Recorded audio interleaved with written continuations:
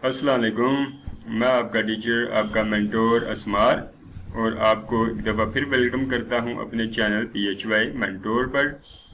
और सबसे पहले आपका शुक्रिया अदा करता हूं जिन लोगों ने इस चैनल को सब्सक्राइब किया और मेरी वीडियोस को लाइक किया। तो आज हम स्टार्ट करने जा रहे हैं क्लास नंबर 4, यानी लेक्चर नंबर 4 होगा, और क्लास 10th है हमारी, फिज़िक्स सब्जेक्ट यूनिट 1। तो चलिए स्टार्ट करते हैं आज की क्लास नंबर 4।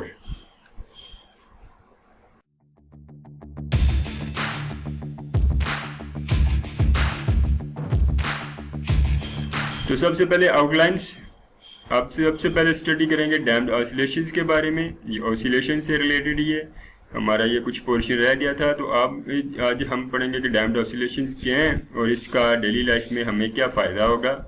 फिर हम स्टडी करेंगे वेव एंड वेव मोशन के बारे में, टाइप्स ऑफ वेव्स के बारे में, फिर मैकेनिकल वेव्स क्या हैं, ट्रांसफर वेव्स क्या हैं, लॉन्गिट्यूडनल वेव्स और कंप्रेशनल वेव्स क्या हैं, फिर इलेक्ट्रोमैग्नेटिक वेव्स क्या हैं और इनको हम डेली लाइफ में कैसे यूटिलाइज करते हैं, ये सब हम स्टडी करेंगे। तो चलिए चलते हैं स्लाइड नंबर 1 पे। Damped oscillations. तो डैम्प्ड ऑसिलेशंस क्या है? The damping is a resistance offer to the oscillations, यानी ऑसिलेशंस को जिस रेजिस्टेंस का सामना करना पड़ता है उसे आप डैम्पिंग कहते हैं। जब भी कोई जिस्म वाइब्रेट करेगा या ऑसिलेट करेगा तो जिस रेजिस्टेंस को उसे सामना करना पड़ेगा उसे आप डैम्पिंग का नाम देंगे। The oscillations that fades with time is called damped oscillation। तो टाइम के साथ साथ ये ऑसिलेशन फेड होती जाएंगी।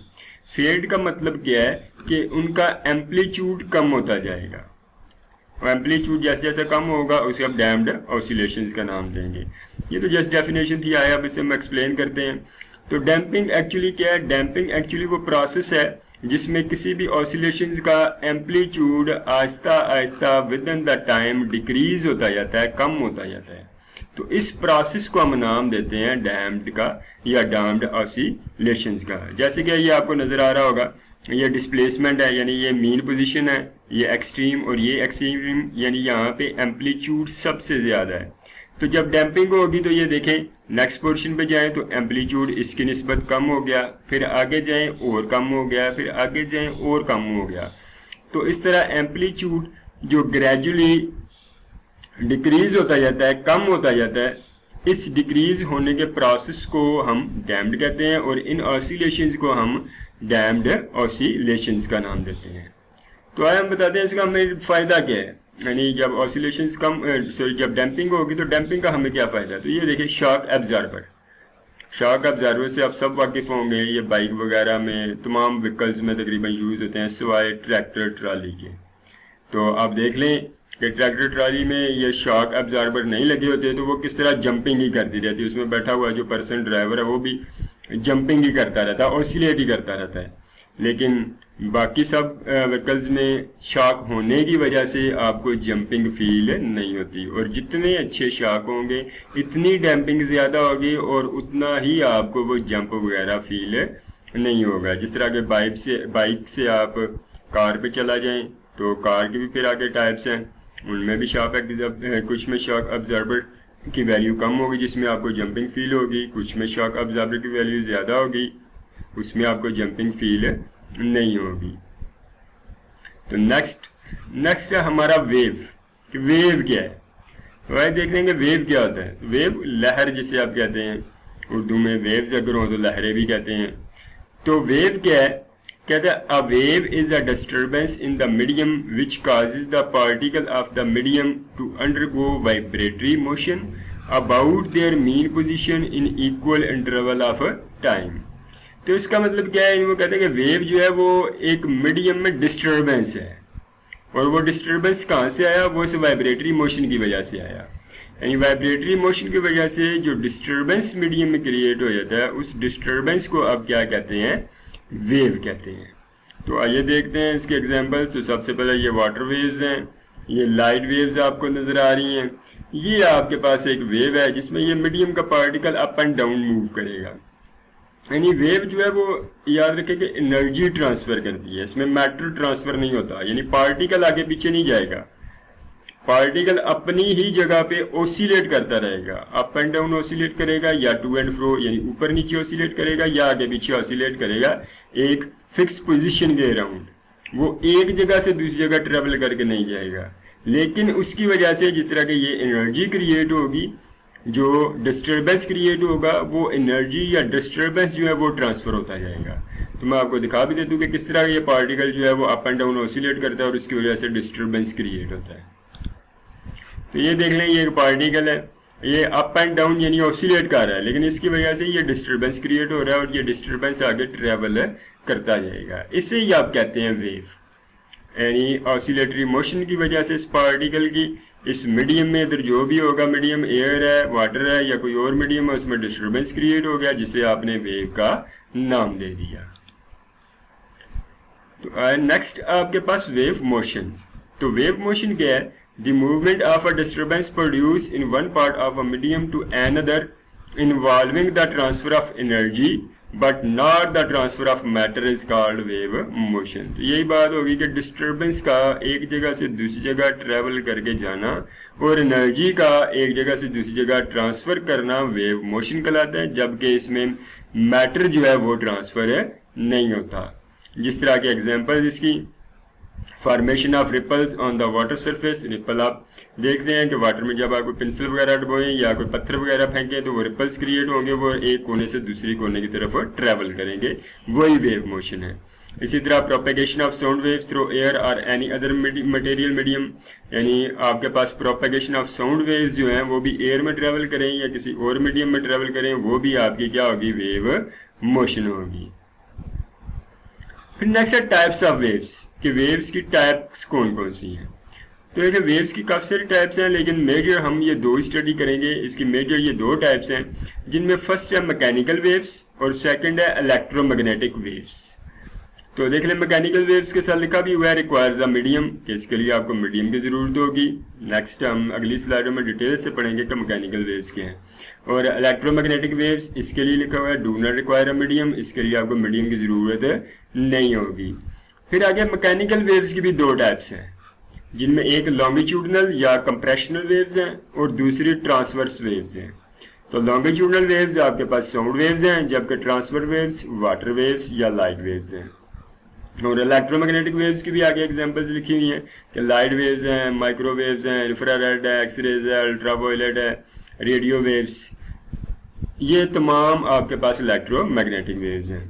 नेक्स्ट स्लाइड में हम इसे डिटेल से पढ़ेंगे कि इलेक्ट्रोमैग्नेटिक क्या है और मैकेनिकल वेव्स क्या हैं। तो आइए देखते हैं सबसे पहले मैकेनिकल वेव्स क्या हैं। कहता है a mechanical wave is a wave that is an oscillations of a matter and is responsible for the transfer of energy through a medium, it requires medium. यानी इसका मतलब ये है कि मैकेनिकल वेव्स क्या हैं, मैकेनिकल वेव्स में भी मैटर ऑसिलेट करता है और ये एनर्जी को मीडियम में ट्रांसफर करती हैं एक जगह से दूसरी जगह, और इसके लिए मीडियम्स भी ज़रूरी है। यानी मीडियम के बगैर आपके पास मैकेनिकल वेव्स जनरेट नहीं होंगी। जैसे कि ये वाटर वेव्स हैं, ये आपके पास साउंड वेव्स हैं, ये किसी स्प्रिंग में पैदाशुदा वेव्स हैं, इसी तरह रस्सी में जो वेव्स हैं, ये सब की सब मैकेनिकल वेव्स। सिंपल से ये है कि मैकेनिकल वेव्स ऐसी वेव्स होंगी जिसके लिए मीडियम की आपको ज़रूरत होगी। यानी ऐसी वेव्स जो मीडियम के बगैर ट्रैवल नहीं कर सकती, वो मैकेनिकल वेव्स नहीं होगी, इनके लिए मीडियम लाजमी है। अगर वाटर वेव आप देखना चाहते हैं तो वाटर वेव्स आपको दिखा देते हैं। ये आपके पास ये वाटर वेव्स हैं, ये वाटर वेव्स, ये भी आपके पास मैकेनिकल वेव्स हैं, मैकेनिकल वेव्स की फॉर्म में आगे, इनके लिए भी मीडियम की ज़रूरत होती है, मीडियम रिक्वायर है। तो नेक्स्ट हमारे पास है टाइप्स ऑफ मैकेनिकल वेव्स, कि मैकेनिकल वेव्स की टाइप्स क्या हैं। तो पहली टाइप है इसकी ट्रांसफर वेव्स। तो ट्रांसवर्स वेव्स क्या हैं? When the movement of the particle is at right angle और perpendicular to the motion of the energy.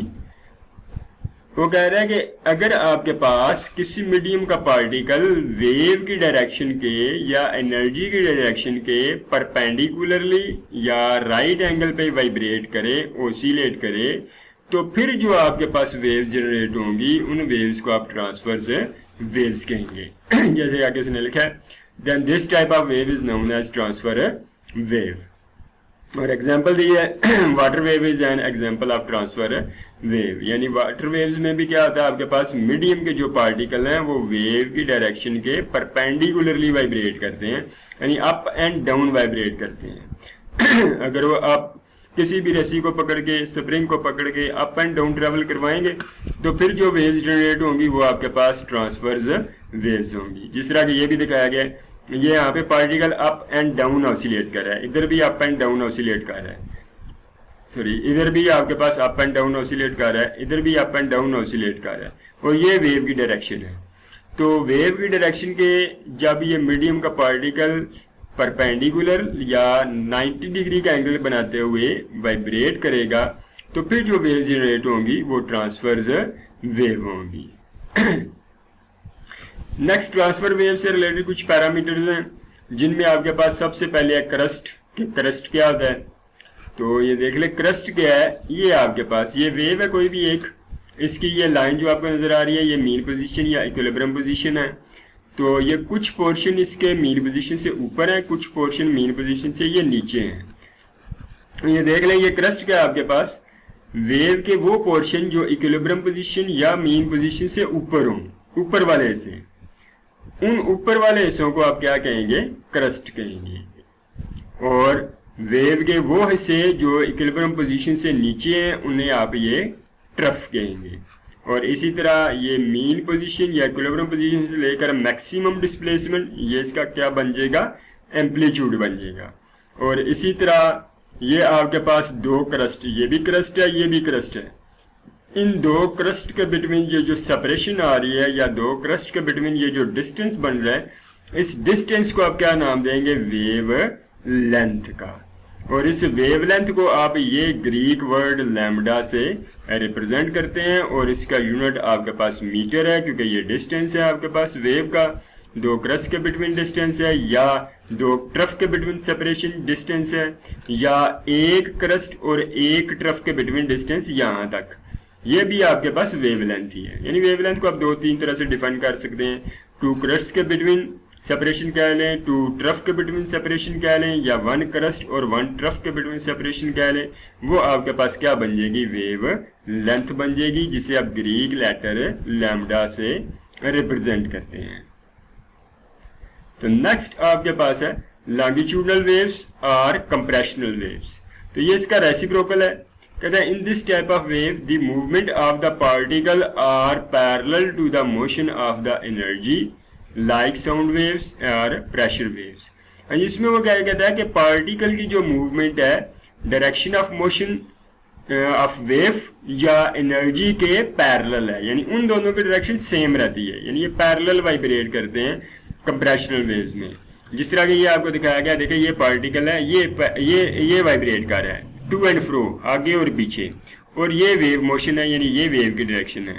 तो लॉन्गिट्यूडनल वेव्स ऐसी वेव जिसमें मीडियम का पार्टिकल वेव की डायरेक्शन के पैरेलल वाइब्रेट करे, तो उस वेव्स को आप नाम देंगे कंप्रेशनल और लॉन्गिट्यूडनल वेव्स, जिसकी एग्जांपल आपके पास साउंड वेव्स है या प्रेशर वेव्स है। तो साउंड वेव या प्रेशर वेव कैसे जनरेट होती हैं, इन दो फिनोमेना की वजह से, कंप्रेशन और रेयरफैक्शन। तो ये साउंड वेव्स दिखाई गई हैं। देखिए इसमें ये आपके पास साउंड वेव्स हैं, इसमें कुछ लाइनें जो है ये सेपरेटेड हैं, कुछ जो है ये क्लोज हैं। तो जहाँ पे ये लाइंस क्लोज हैं उनका एरिया बहुत कम है, और जहाँ पे एरिया कम होगा वहाँ पे ये कंप्रेशन जनरेट होगा, और जहाँ पे एरिया ये ज्यादा होगा वहाँ पे रेयरफैक्शन जनरेट होगा। तो कंप्रेशन आप क्या कहेंगे, जहाँ पे आपके पास साउंड वेव्स क्लोजर होंगी वहाँ पे प्रेशर कंप्रेशन क्रिएट होगा, और जहाँ पे ये क्लोजर नहीं होंगी, इनके बिटवीन सेपरेशन ज्यादा होगी, वहाँ पे रेयरफैक्शन जनरेट होगा। इसी तरह इसके लिए भी वेवलेंथ को आप डिफाइन करते हैं। देखिए ये भी कंप्रेशन है और ये भी कंप्रेशन है, तो दो कंप्रेशन के बिटवीन जो सेपरेशन आएगी उसे आप क्या नाम देंगे, वेव लेंथ। यानी दो कंप्रेशन के बिटवीन जो डिस्टेंस होगा वो भी आपके पास वेव लेंथ ही होगा। अगर आप कंपेयर करना चाहें तो कंपेयर भी कर सकते हैं ट्रांसफर वेव्स के साथ। तो ट्रांसफर वेव के लिए दो क्रस्ट के बिटवीन सेपरेशन, जबकि साउंड वेव्स के लिए आपके पास दो कंप्रेशन या दो रेयरफेक्शन के बिटवीन सेपरेशन, वो वेवलेंथ ही कहलाएगी। तो नेक्स्ट आपके पास है इलेक्ट्रोमैग्नेटिक वेव्स कि इलेक्ट्रोमैग्नेटिक वेव्स क्या हैं। तो इलेक्ट्रोमैग्नेटिक वेव्स आपके पास मैकेनिकल वेव्स का रेसिप्रोकल है। देखिए हम देखते हैं इलेक्ट्रोमैग्नेटिक वेव्स क्या है। वो कहता है waves that do not require a medium for motion, यानी ऐसी वेव्स जिनके लिए मीडियम की रिक्वायरमेंट नहीं होती उन्हें आप इलेक्ट्रोमैग्नेटिक वेव्स का नाम देते हैं। नेक्स्ट क्लासेस में आप जाके कंप्लीट डिटेल से पढ़ेंगे कि ये दो वर्ड हैं, एक इलेक्ट्रिक है और एक मैग्नेटिक है। इलेक्ट्रिक और मैग्नेटिक कंबाइनली तौर पे जब मिलते हैं तो फिर जो वेव जनरेट होती है वो आपके पास इलेक्ट्रोमैग्नेटिक वेव बनती है। तो इलेक्ट्रोमैग्नेटिक स्पेक्ट्रम ये आपको दिखाया गया है पट्टी कलर्स की। तो इलेक्ट्रोमैग्नेटिक स्पेक्ट्रम के बारे में या इलेक्ट्रोमैग्नेटिक वेव्स के बारे में आपको मैक्सवेल ने बताया। तो आगे जाके ये नेक्स्ट कंप्लीट डिटेल से पढ़ेंगे। अभी सिर्फ इतना ही आपको पता होना चाहिए कि इलेक्ट्रोमैग्नेटिक वेव्स ऐसी वेव्स हैं जिनके लिए मीडियम की ज़रूरत आपको नहीं होती, ये स्पेस में भी ट्रैवल करेंगी। एग्जाम्पल दी गई है, लाइट वेव्स हैं, रेडियो वेव्स हैं, एक्सरेज हैं। और आगे होता है all electromagnetic waves travel through space at the speed of light, यानी जितनी भी इलेक्ट्रोमैग्नेटिक वेव्स हैं वो स्पीड ऑफ लाइट से ट्रैवल करती हैं स्पेस में, और यही वजह है कि आप उन्हें ऑब्जर्व नहीं कर सकते। नीचे एग्जाम्पल भी दी गई है लाइट वेव्स की। ये सनलाइट जो है ये भी आपके पास इलेक्ट्रोमैग्नेटिक वेव्स है, ये माइक्रोवेव्स हैं, सेलफोन वेव्स हैं, टेलीफोन वेव्स हैं, मोबाइल वेव्स हैं आपके पास, ये एक्स रेज हैं, ये रेडियो एक्टिव रेज हैं, ये सब के सब जो हैं ये इलेक्ट्रोमैग्नेटिक वेव्स हैं। इसके अलावा आपको दिखा भी देता हूँ कि आपके पास इलेक्ट्रोमैग्नेटिक वेव्स कौन सी हैं। ये देखें, ये भी आपके पास ये ब्रेन में मौजूद आपको वेव्स नज़र आ रही हैं, यानी आपके दिमाग में भी ऐसी तरह की वेव्स जनरेट होती रहती हैं। इसी तरह आपके पास ये इलेक्ट्रोमैग्नेटिक वेव्स, ये वाइट लाइट थी जैसे प्रिज्म में पास हुई, अपने कलर्स में डिवाइड होगी, और ये भी आपके पास इलेक्ट्रोमैग्नेटिक वेव्स की हैं। तो आज का लेक्चर यहीं तक। उम्मीद है कि आपको वीडियो पसंद आई होगी, और थैंक्स फॉर वाचिंग। अगर अभी तक आपने इस चैनल को सब्सक्राइब नहीं किया, बेल आइकन प्रेस नहीं किया, तो काइंडली इसे सब्सक्राइब कर लें और बेल आइकन को प्रेस कर लें ताकि आने वाली तमाम वीडियोज़ आपको बर वक्त मिलती रहें। तो मिलते हैं नेक्स्ट लेक्चर के साथ। अल्लाह हाफिज़।